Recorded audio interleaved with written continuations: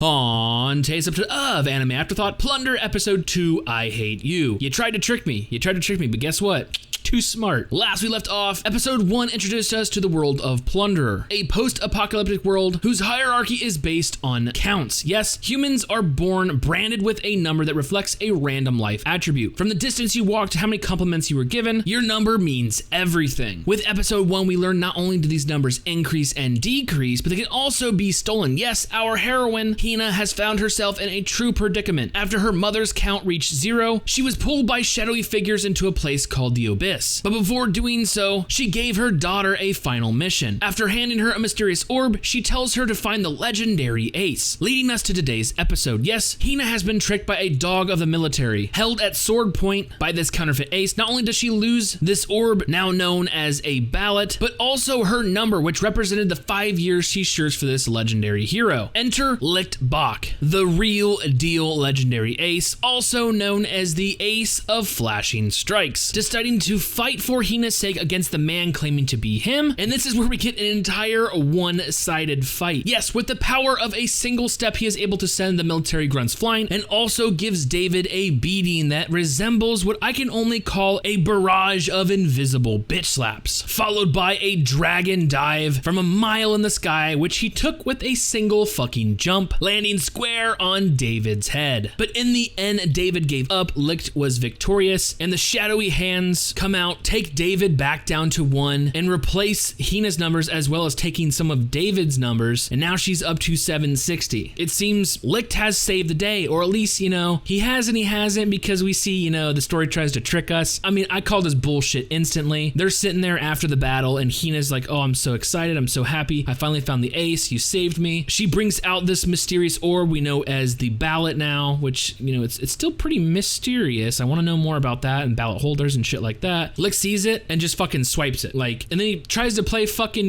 villain, not really fucking well, because I can call him out. I know, no, something's up. This is obviously a ploy. Of course, Nana tells us, later in the episode, it all makes fucking sense. Licht swiped it, so the military, whoever witnessed that Hina was in possession of this ballot would think he has it now, because in this land, it is like the #1 fucking crime you can commit. Not only that, but everyone's looking out for thugs, thieves, and all manner of scoundrels. Using sleight of hand, though, he stuffs it in one of these, little plushies, gives it back to her, and then later in the episode, sprouts into flowers. I call bullshit, instantly. Yo, you're the hero of the story. I don't see you stealing a little girl, dead mommy orb or something like that, man. I don't see that fucking happening. Hina realizes this, and she goes off after him. We see this very, dramatic, sad moment where she's chasing after Licht. Licht is going on to the next town. He thinks he pulled off this ploy, and this is where we see, that undercover military agent show up. Oh, I want to thank you, Hina. You have allowed me to witness, the legendary Ace. Obviously, there was rumors about the Ace being in this town, first of all, whether that was perpetrated by,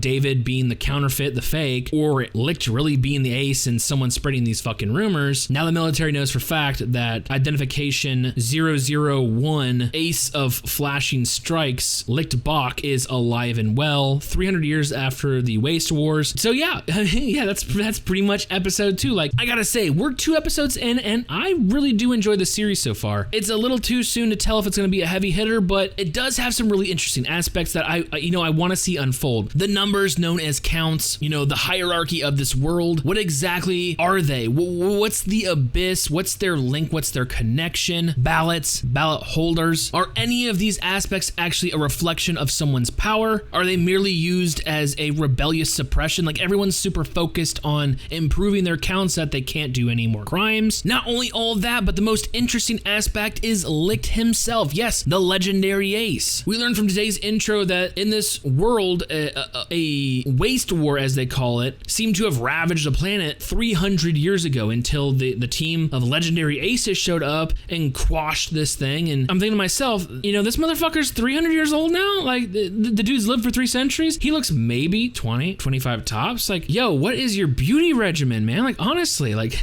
not only all that, but his fucking powers. Like, the dude is ridiculously strong. His legs are unfucking believable. That motherfucker never skips a leg day. Literally, the speed, you know, if he used the undercover military dude's theory at the end of the episode, it's so quick he's creating a concussive sonic boom that's literally shattering the ground, sending David and his grunts flying. Not only all that, but we know his power is ridiculous because with a single jump, he's in, the dude's got mad hops. He's a mile above the fucking city and goes in for his penultimate attack on David. And I have a feeling we're just scratching the surface when it comes to Licht. It's too early to tell where the story's going. Obviously, Licht being a vagabond, there's got to be a story behind that. The military itself, you know, being interested in the aces. Are they there to hunt them? Are they there to recruit them? Are they going to explain his powers any? Or is it just, you know, this is a fantasy world? We saw like the giant fucking laser beam turtles and flamethrower birds at the very beginning. So people with powers just make sense. Like, are they gonna explain more of that? I'd love to know his fucking past. What the hell is Hina gonna do now? Literally, her saying I hate you at the very end because calling him a liar because, you know, they skipped out on a dinner date, put his score at -1,000, his count at -1,000. What the fuck is she gonna do? She found the ace and now he's fucking off traveling again. Does she look for a different ace? Is Licht the only one she wants? Are they gonna become, you know, traveling companions? Like, where does she go from here? Like,